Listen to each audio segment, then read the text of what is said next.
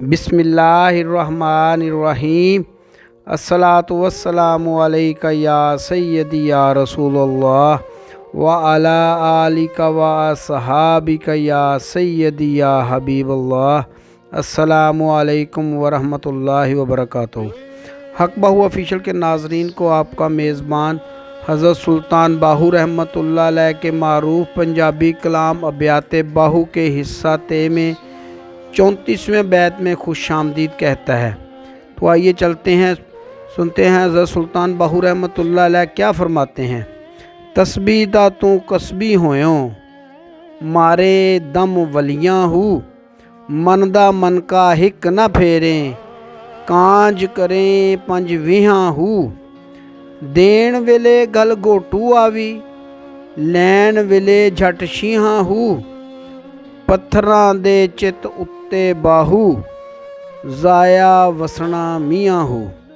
हज़रत सुल्तान बाहू रहमतुल्लाह अलैह फरमाते हैं, ए तालब तू तस्बीह के साथ विर्द वज़ाइफ करने का माहिर तो हो गया है और अब तू अपने आप को वली अल्लाह भी समझने लग गया है।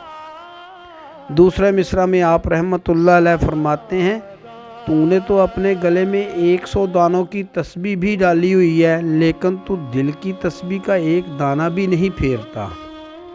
तीसरे मिसरा में आप रहमतुल्लाह अलैह फरमाते हैं, खुदा की राह में देने के लिए तो तेरा गला घुट जाता है और तुझे जीना महाल दिखाई देता, और लेने के लिए तू शेर जैसी जुर्रत पा लेता है।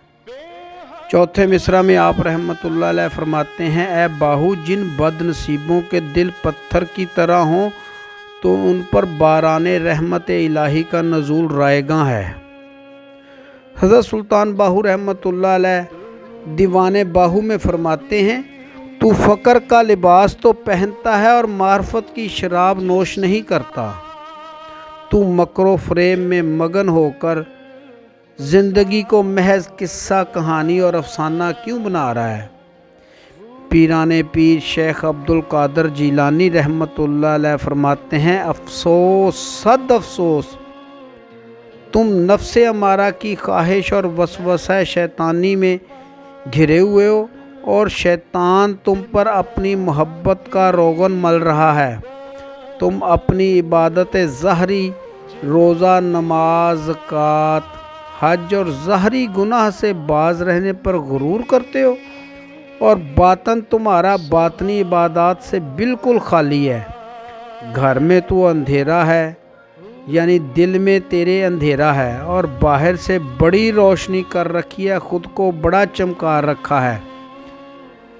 संग दिल और ना आकबत अंदेश लोगों के बारे में आप रहमतुल्लाह अलैह फरमाते हैं, जो लोग मखलूक खुदा के लिए अपने दिल में प्यार मोहब्बत नहीं रखते, उन पर तरस नहीं खाते, और वो ऐसे संग दिल हो चुके हैं कि उनके दिलों में हिकमत इलाही का नूर खामोश हो जाता है।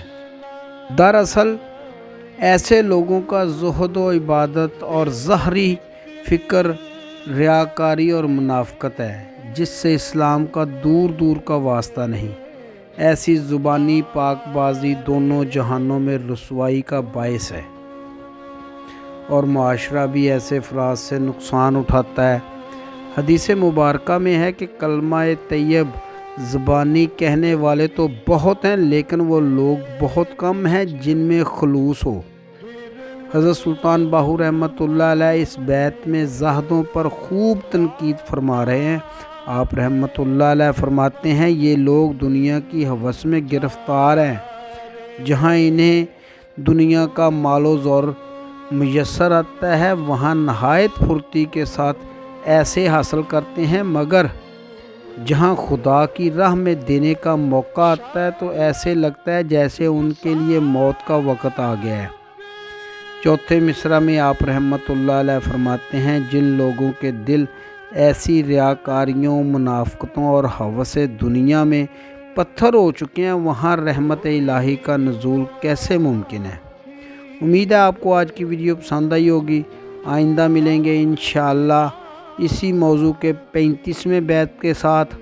तब तक के लिए अपना ख्याल रखिएगा। अपने मेज़बान खालिद कमर को इजाज़त दीजिए। अल्लाह हाफ़िज़।